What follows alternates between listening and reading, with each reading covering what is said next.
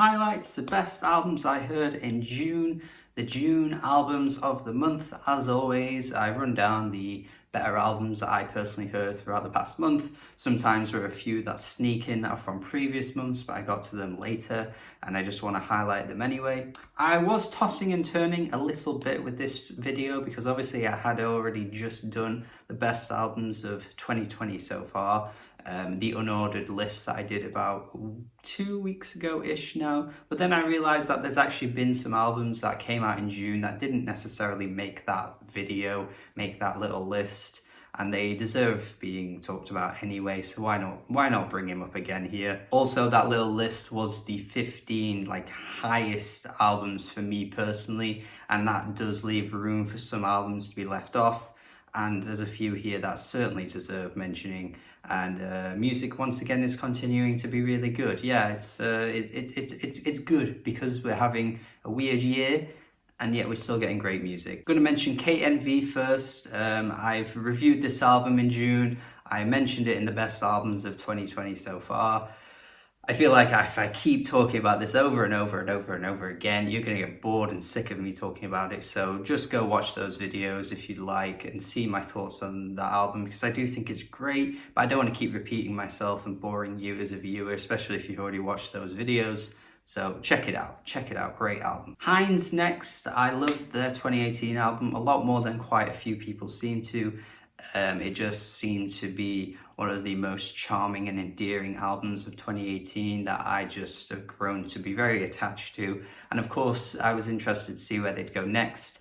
And this one is a little more sunshinier, I guess. That's not a word, but you know what I mean. I feel like they're focused a little bit more on making the pop tunes. There's some summery bops on this. It's not quite as lo-fi and not quite as intimate as their 2018 album, but I think you'd probably find this album to be a little bit more enjoyable than that one anyway, but I personally prefer the 2018 one. Still really good regardless. Good times, bad times. What a great track. Became a huge fan of Haruka Nakamura earlier this year and found out that he actually put out an album in April of 2020. So of course, me being such a big fan of his earlier work, it made me have to check out his new one, and it's great. One of my favorites of the year.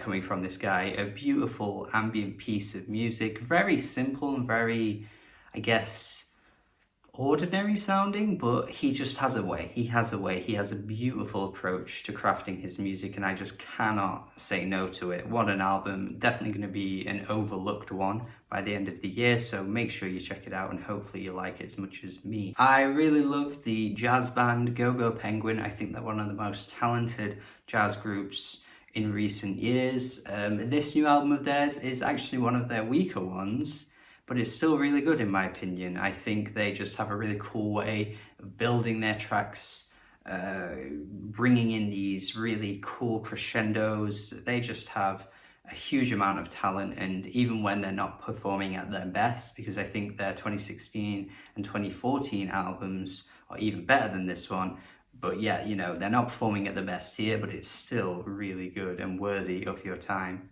Baauer with the friggin' bangers, an absolute chaotic release here. I just find this album to be so friggin' ridiculous. The production on this is otherworldly at points. Baauer, you may remember him as being the Harlem Shake guy, but trust me when I say he is deserving of being more than just that guy with an album like this. Planet's Mad is so friggin' good. Just relentless from start to finish.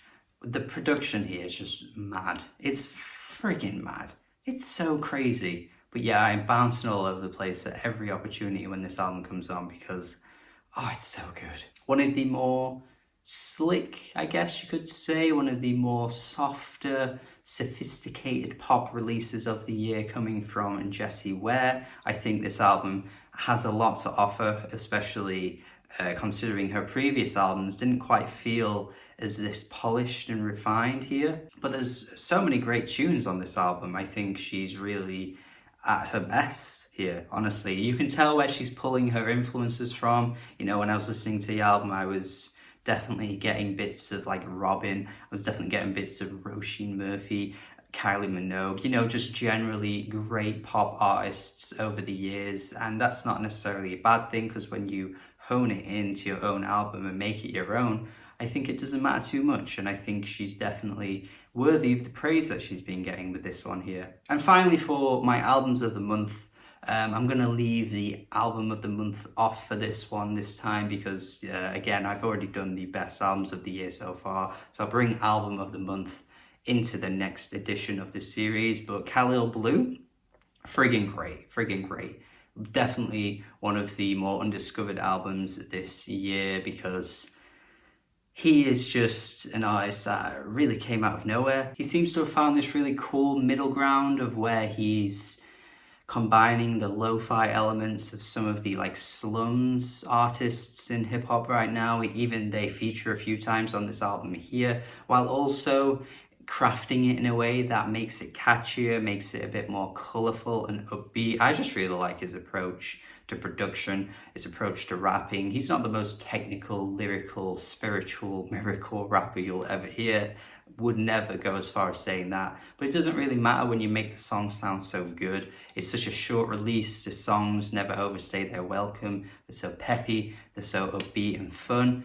Just generally one of my favorite hip-hop releases of the year, because it just hits that spot, you know. He's really found a really cool sound here that I want more people to be checking out. And thank you for watching this video. That'll be it for the albums of June. Let me know your thoughts. Let me know your favorite album of the past month.